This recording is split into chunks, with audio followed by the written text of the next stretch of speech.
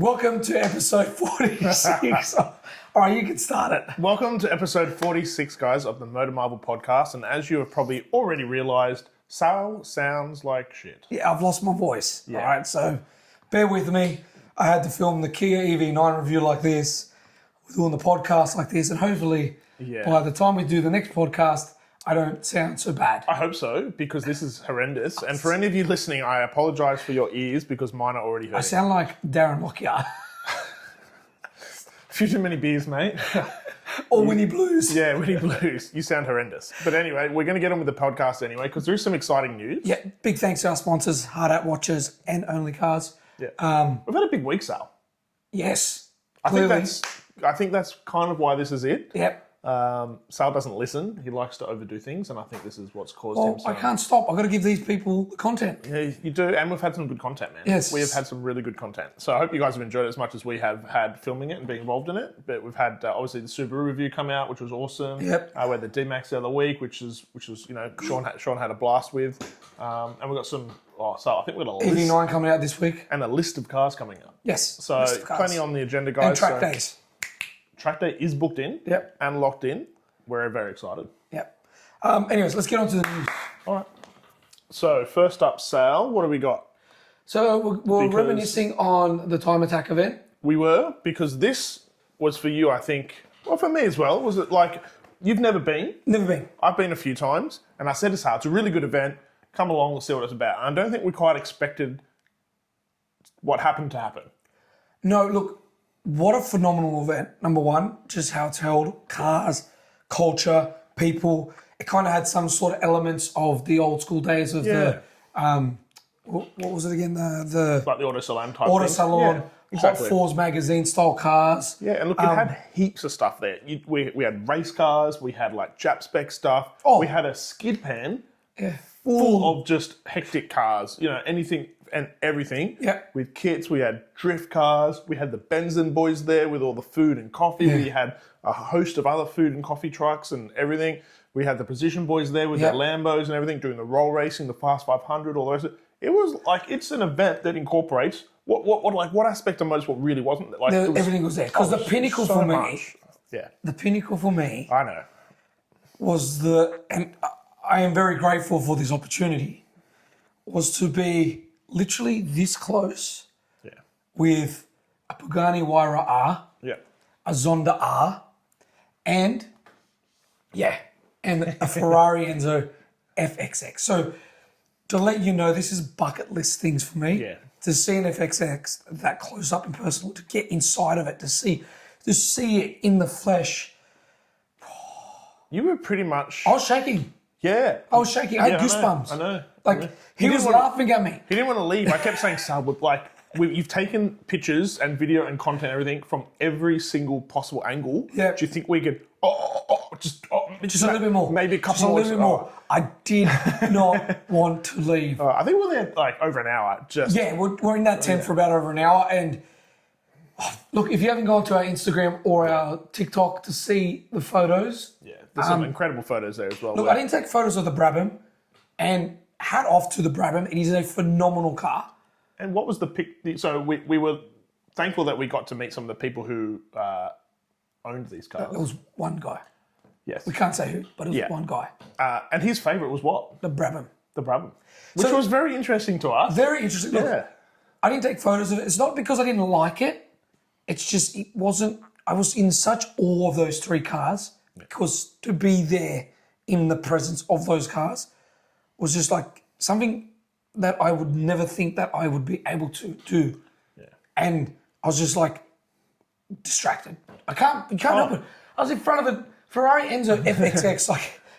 And you pretty much got to stand next to him while it started up and drove past us. Yeah. And it sounded insane. As we walked towards the tent, they went out for their hot laps. And if you go to our Instagram or our TikTok or our YouTube channel, you'll see the startup of the Huayra and the Zonda R. But the Ferrari, they didn't really start it up or rev it or anything, and it was too far away. So I didn't get the ffxx, but I did get the Huayra. I was literally right next to it when it started up. And the audio on the camera, on the phone, didn't do it justice. It was so loud. It never does, but like you get a little bit of an understanding around it. Yeah. But we were just, again, I think just in awe. We felt lucky, privileged that we were there at this phenomenal event, and to get some of the access we did to some of the vehicles and getting up close was just like pinnacle of These things are just like, honestly, they're just work of art, man.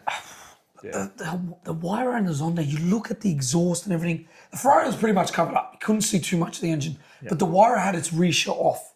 So the complete end was exposed. You could see all the, you can see the wishbone suspension. You could see all of it going on in there. The engine, oh man, the exhaust, Special. It's a special car, and speechless.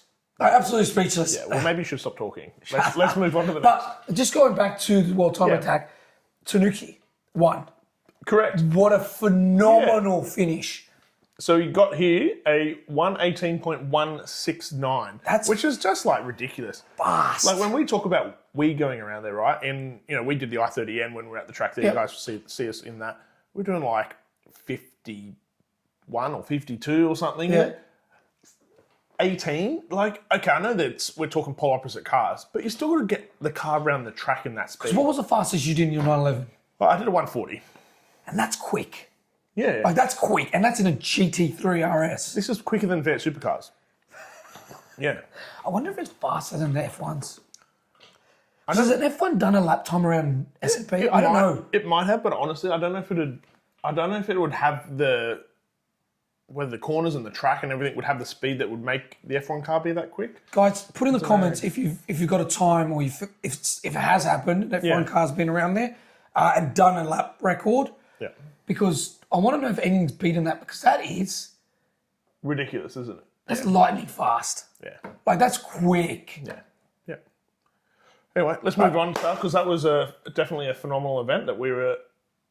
So this has been your heritage, mate. So this has been all over the internet. There's been a big debate on the looks and the design. In terms of engineering achievements, insane. And to be fair, I don't think typically Ferrari always do a good job of that. Yeah. So V8, twin turbo, hybrid system. Sounds awesome. Makes over 1,000 horsepower. Insane.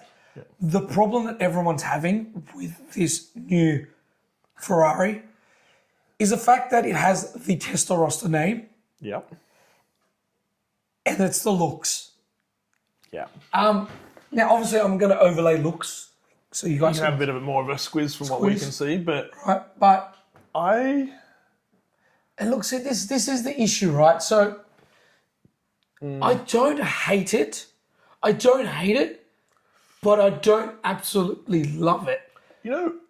Just looking at it really quickly here, I really like that front look. That looks fantastic. I actually really... Except for the monobrow.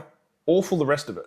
Awful the rest of it. No, I actually don't even mind the monobrow. No, the monobrow needs to go. No, I'm okay with that terrible. That terrible. So, I'm sorry. I like the front.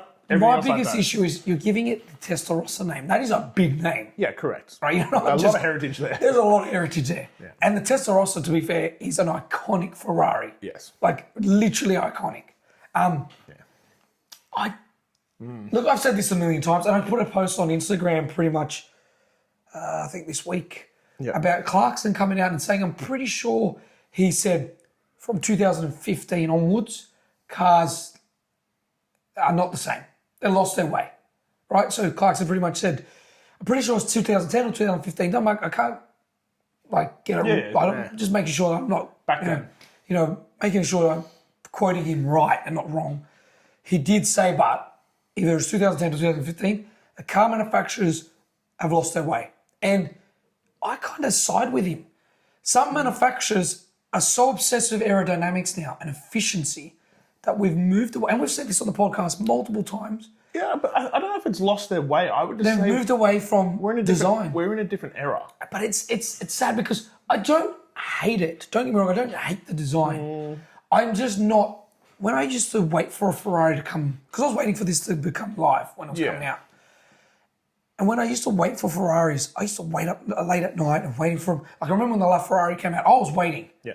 And when that came out, I was like, whoa. It's like, that was an improvement on an already existing achievement, which was the Enzo. When the last Ferrari, you're like, wow. Wow. that is gorgeous.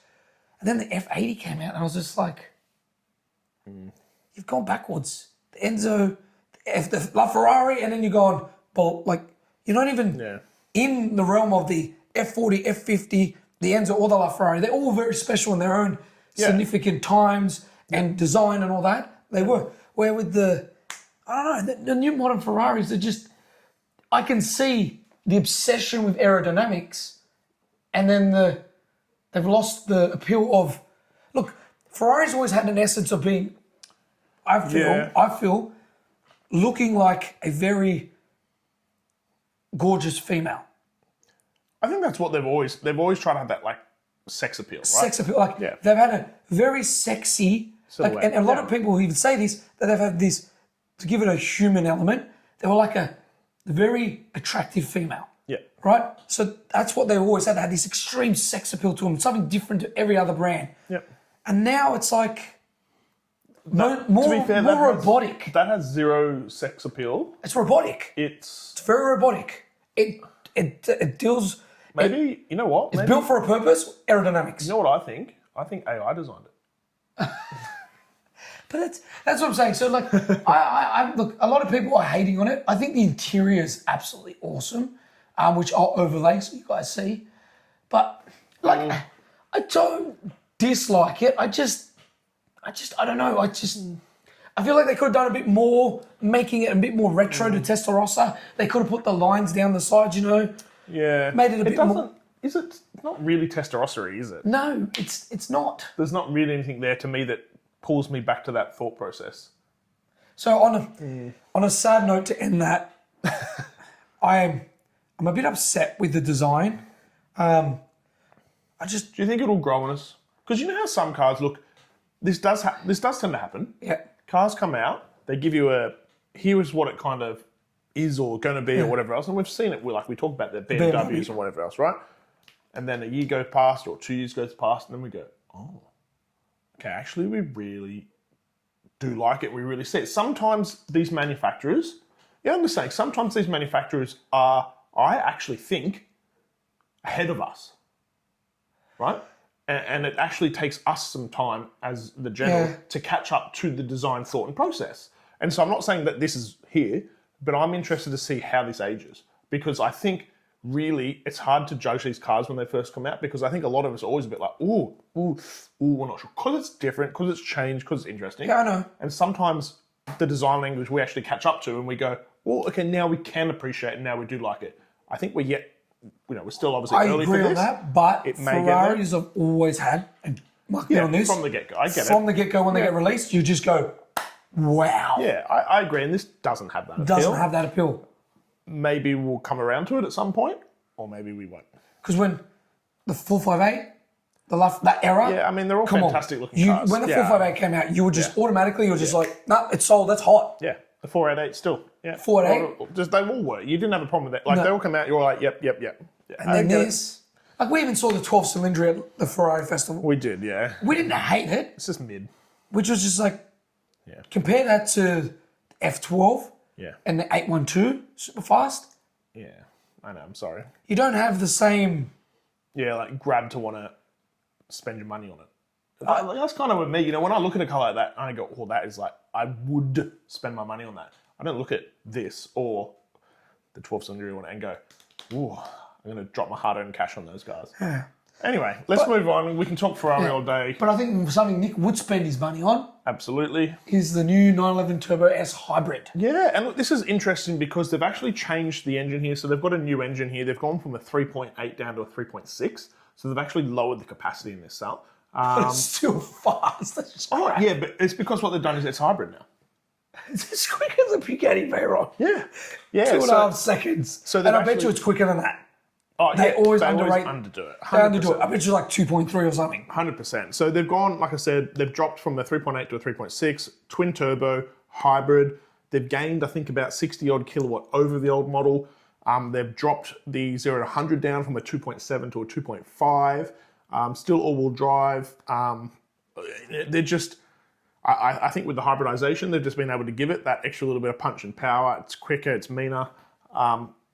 Just Porsche, I think, again, we talk hybrid. I'm happy for this to be hybrid because it still has the engine. Correct. It still has the engine we like, slightly, but we're not going to notice, that.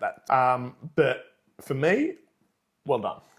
I think they've kept what is the And what 911 always will Turbo be S. Yeah. a good engine. Yeah, they've kept it. They've reduced the capacity. They've refined it. They've taken advantage of the technology. They've added some hybrid, some things I was reading here as well. Sales, they're using some of these hybrid electric systems and whatnot to actually assist with some of the damping and stuff with the suspension and having that electronically activated and using some of the power from the electronic motors to do some of that stabilization with the dynamics of the car for driving. For me, it feels like a pretty good mix of new technology and taking advantage of that while maintaining the heart and essence of the 911 Turbo. Yeah. So for me, tick. And they've kept a traditional 911 design.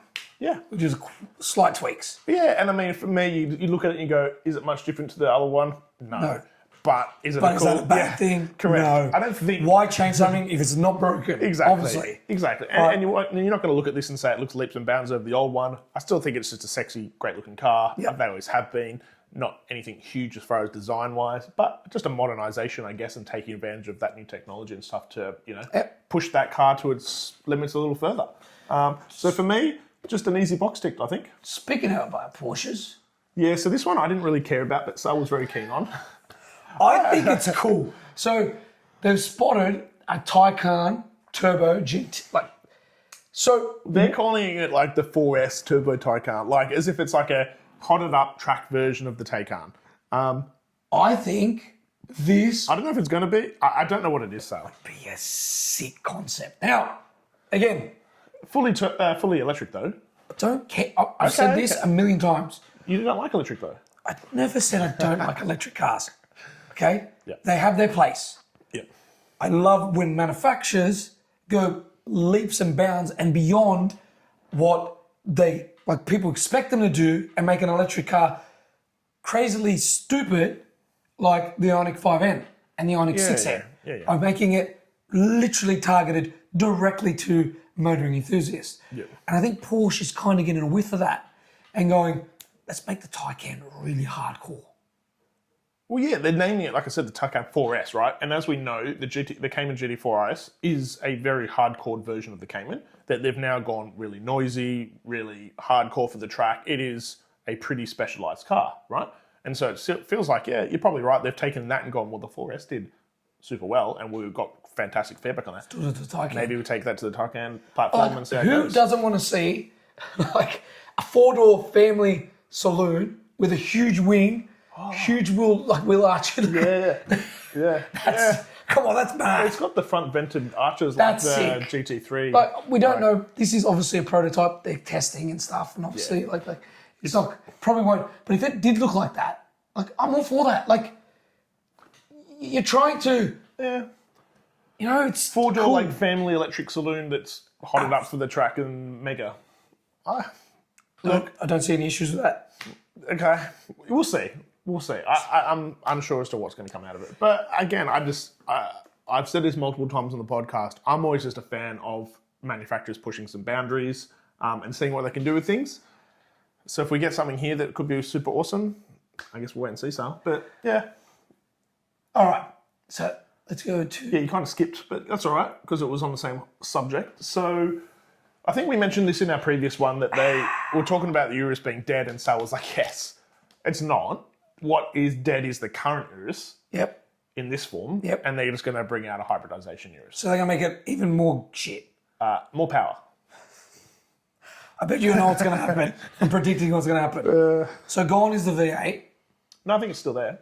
They're gonna keep the V8. Yeah, so I was having a bit of a look down here. So they're going to have the Urus SE, which is a plug-in hybrid. And so it's still going to maintain the familiar 4-litre V8 with 611 horsepower. The electric motor will generate an extra 189, so giving us nearly 800 horsepower. Can I say something? 0 to 3.4 seconds. Yeah, but can I say something? Do you really need that in a Ford truck? Absolutely. No, you don't. No, you don't. Like, you don't. I've said this multiple times. I want to get the kids to cycle really fast. Really fast. fast. So stupid. Like, I'm not a fan of any of these four drives, and like, I think we all like performance, and we all need a little bit, or would like a little bit in our family vehicle. But there's a degree of, okay, I need to overtake that car quickly, and there's a degree of, do I need to go 0 to 100 in 3.4 seconds with my kids in the car? yeah, but the dumbest thing Possibly is not. when they make these into a hardcore versions of that like track focus. It's like, man, let's be real. Track no focused one's SUV. It's pub talk. It's not about taking it to the track. It's literally going to the pub and be like, my car can go to the track, but I won't take it to the track, but it can. Yeah. It's like, If you go to the track, your first pick is not an Urus. yeah, or any of the four drives No. out there. No, Sal has tempted me, or tried to tempt me a few times in taking his Skoda to the track.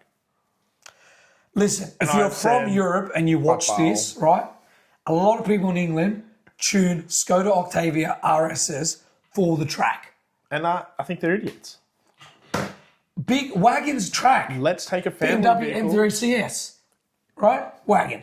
It can go on the track. Audi Is that what you want to do with it? RS6 track. Have you ever taken that on track? It's horrendous. What? The RS6. Thing is a big, heavy lump of a car. Yeah, it doesn't go around the track but well. all Audis are. Sorry, but Audis are very good cars on the road. Yeah, don't get me wrong. Audi RS6 on the road, family vehicle, sick. Would I take it on the track? No. It's not my preferred vehicle. It's too heavy. Look, can you take it on the track? Sure. Sure. If you want to, for me, going out on the track is you want the experience. And you don't get the experience from driving an SUV or a family station wagon or whatever. I want something that's light, it's right. nimble, it's got feedback, it's got like all that essence that makes you enjoy the experience. It's not just about going fast. If I go out on the track and I'm just going fast, but I don't feel any of it, I don't experience it, I don't care. And so for me, yeah, okay, they can. But for me, they're not the experience. And when you're on that track, you want that experience. Or what's the point? Well, we have a very interesting talking about the track. Yeah. Okay. And just finishing this off because Sounds like shit, so yeah. you're such a dickhead. Speaking of the track, we do have an interesting car planned for next week. We're not going to tell you. Yeah. We will tease on Insta and socials. But it's a car that we both think is a great car. Yeah. But we are not sold yet if it can be a great track car because of a certain element of it Yeah, I think for us, that we haven't been proven yet. yeah, we're interested to find out. Find out. Yeah, because we're like, Could it be? Could it be? And so that's what's going to be part of our next episode at the track. Will be, can it? Can it be? Other than that, guys, thank you so much for watching. And again, sorry about my voice. Yep. Don't forget to like and subscribe. More content, many cars coming soon. Also, cars and coffee, he's dealing with all that. Still in the works. Yeah. It should, I don't know, do we have a date yet? We don't. Still in Don't. the works. But before Christmas. I hope so. Yeah. So yeah. So still planning that. A couple other things in the works. I hope you enjoyed watching this episode, and we'll catch you on another episode of the MotorMarvel podcast. Sounds good, guys. Have a good one.